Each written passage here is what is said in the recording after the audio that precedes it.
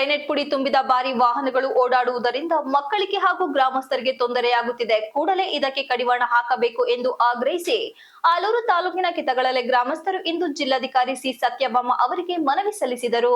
ಈ ಸಂದರ್ಭದಲ್ಲಿ ಗ್ರಾಮದ ಚಂದ್ರಯ್ಯ ಅವರು ಮಾತನಾಡಿ, ಆಲೂರು ತಾಲೂಕಿನ ನಮ್ಮ ಕಿತ್ತಗಳಲೆ ಗ್ರಾಮದಲ್ಲಿ ಸುಮಾರು 50ಕ್ಕೂ ಹೆಚ್ಚು ಕುಟುಂಬಗಳು ವಾಸಿಸುತ್ತಿದ್ದು, ಪಕ್ಕದಲ್ಲಿ ಸ್ಥಾಪಿತವಾಗಿರುವ ಸ್ವಸ್ಥ ಲಿವಿಂಗ್ ರೆಸಾರ್ಟ್ಗೆ ತೆರಳಬೇಕಿರುವ ಭಾರಿ ವಾಹನಗಳು ಪರ್ಯಾಯ ರಸ್ತೆ ಮಾರ್ಗ ಇದ್ದರೂ ಗ್ರಾಮದೊಳಗೆ ಓಡಾಡಿ ಜನರಿಗೆ ತೊಂದರೆ ಮಾಡುತ್ತಿವೆ ಎಂದರು.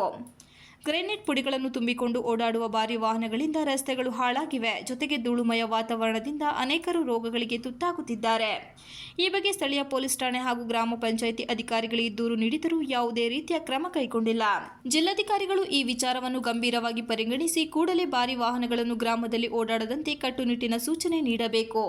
ಈ ಮೂಲಕ ಗ್ರಾಮಸ್ಥರ ಆರೋಗ್ಯ ಕಾಪಾಡುವ ನಿಟ್ಟಿನಲ್ಲಿ ಗಮನ ಹರಿಸಬೇಕು ಎಂದು ಮನವಿ ಮಾಡಿದರು. ಓಡಾಡ್ತಾ ಇದ್ದೇವೆ, ಇದನ್ನು ಸಹಿಸ್ಕೊಳ್ಳೋದಕ್ಕೆ ಕಷ್ಟ ಆಗ್ತಾ ಇದೆ.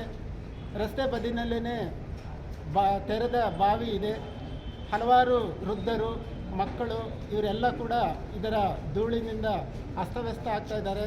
ಆಸ್ಪತ್ರೆಗಳಿಗೆ ತೋರಿಸಿದ್ರೆ ಕುಡಿಯೋ ನೀರಿನಿಂದ, ಧೂಳಿನಿಂದ ಹಲವಾರು ಸಮಸ್ಯೆಗಳಾಗ್ತಾ ಇದ್ದಾವೆ ಅಂತ ವೈದ್ಯರು ಹೇಳ್ತಾ ಇದ್ದಾರೆ. ಹಾಗಾಗಿ ದಯಮಾಡಿ ಆ ರೆಸಾರ್ಟ್ನವರು ಎಲ್ಲಾದರೂ ಓಡಾಡ್ಕೊಳ್ಳಿ.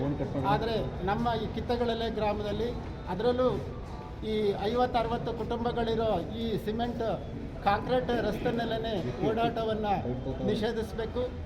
ಮತ್ತು ಇದಕ್ಕೆ ಸಂಬಂಧಪಟ್ಟಂಥ ಅಧಿಕಾರಿಗಳಿಗೆ ನಾವು ಮನವಿಗಳನ್ನು ಸಲ್ಲಿಸಿದ್ವಿ, ಯಾರೂ ಕೂಡ ಸ್ಪಂದಿಸ್ತಾ ಇಲ್ಲ. ಈ ವೇಳೆ ಗ್ರಾಮಸ್ಥರಾದ ಯೋಗೀಶ್, ಸಂಜಯ್, ಮೇದಪ್ಪ, ಕೆಂಚಪ್ಪ, ಹರೀಶ್, ನಿಂಗರಾಜು, ನಾಗರಾಜ್, ಶಿವಯ್ಯ, ಕುಮಾರ್, ಪ್ರವೀಣ್, ಈಶ್ವರ್, ಸಂಪತ್, ಪವನ್, ರವಿಕುಮಾರ್ ಇತರರು ಉಪಸ್ಥಿತರಿದ್ದರು. Srinivas, TV 46 Malenadu news, Hassan.